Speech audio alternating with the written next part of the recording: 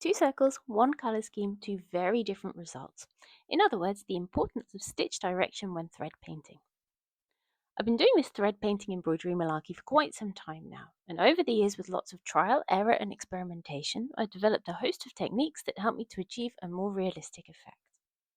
One of the most important techniques, and an incredibly effective way of bringing your subjects to life when embroidering in a realistic or semi-realistic way, is something that, at first glance, seems almost entirely arbitrary: stitch direction. Although I've used exactly the same colour palette for these two circles, there's a stark difference between the two in terms of realism and flow, and that's what we're going to look at today. I did this first circle in what I'd call a kind of straight, long and short-ish style. For those of you who are interested, the fabric I'm using here today is Kona Cotton in Bright Idea, and the floss brands and numbers I'm using are DMC 550, 915, 917 and 3609. And this brightest pink I'm using is Ariadne 1568. I was actually surprised at how much I struggled with doing it this way.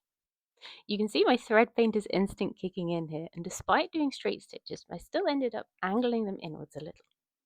One other thing I noticed was that I found it much more difficult to keep the circle looking like a circle using this method. It ended up coming out as more of a roundish blob thing. So that was pretty interesting and unexpected. The colour scheme is a simple gradient from darker, cooler colours through to lighter, warmer tones. I've done what I needed to colour-wise to achieve the desired effect, but the end result is just kind of flat. Now I'll show you how I like to use stitch direction to give my thread paintings a little more oomph. I like to begin by outlining the shape as much as possible, at least in the colour I'm currently using. As you can see, I'm working my way around the bottom of the circle using small stitches. That's really important here to be able to achieve a nice smooth curve.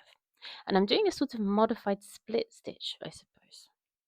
I take my needle back down through the existing stitches and kind of shift them a little onto the pattern line to help maintain that curve. I also find it super helpful to make myself some guide stitches in a particular area in the direction I want all of the stitches to go in, and then fill in between them. It just helps me remember what direction I want my stitches to go in and reduces the chances of making a mistake. I do actually end up making a mistake later on in the video. I'm interested to see how many of you notice it. If you spot what I'm doing wrong, leave me a comment, and I'll explain what I did wrong when I go about fixing it. Because I'm not using long and short stitch here, or at least not in the traditional sense, I need to find another way to blend my colours into each other, and I'm doing that using blending stitches. Blending stitches are stitches that I make outside of their colour boundaries.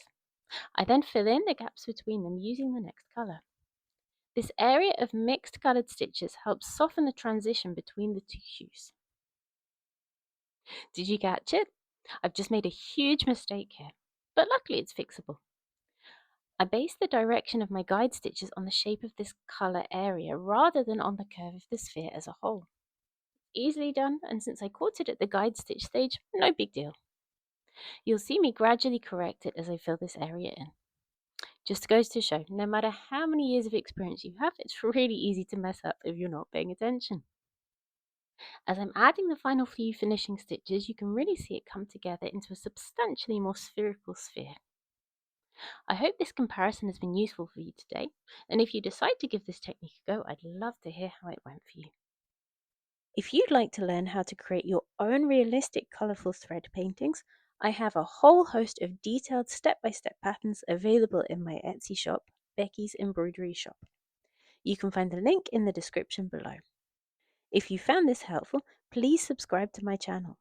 I'll be adding lots more embroidery tutorials and how-tos over the coming months.